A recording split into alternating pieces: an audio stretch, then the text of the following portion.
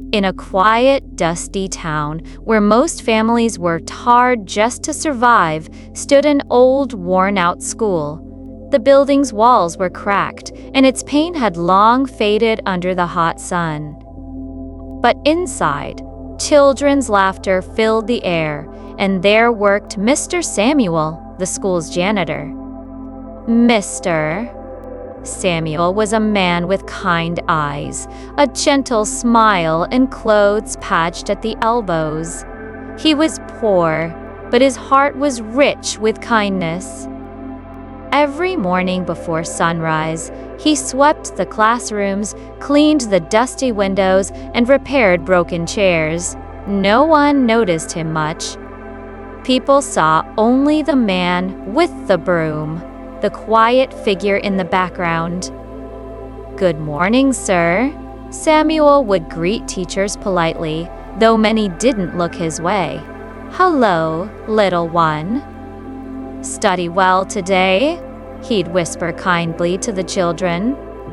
But what no one knew was that Mr. Samuel had a secret. Each day after cleaning, Samuel would walk through the empty schoolyard and nearby streets. There, among the trash and forgotten corners, he found books, torn books, old books, books with missing pages.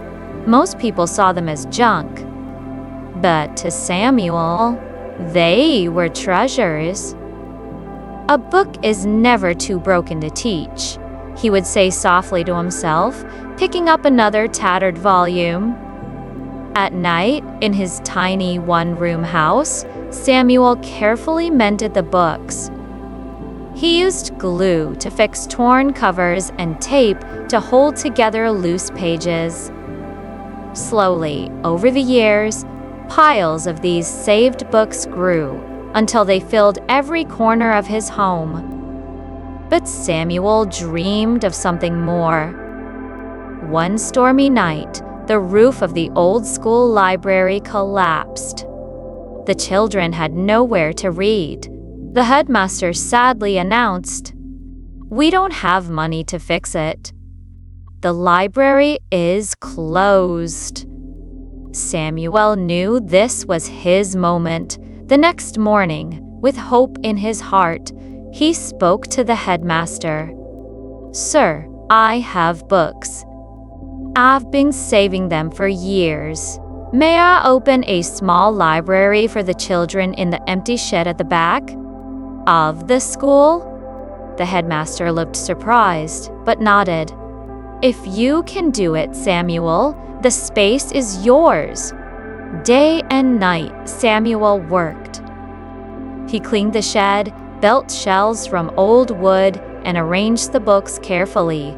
He painted a small sign by hand. 2A. Samuel's Library of Hope, free for all. When the library opened, the children's eyes lit up. Some had never held a book outside school.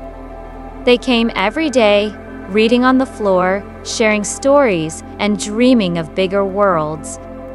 "Thank you, Mr. Samuel," the children cheered. Samuel sat quietly in a corner, watching their joy. His heart was full. As time passed, the library became famous in the town.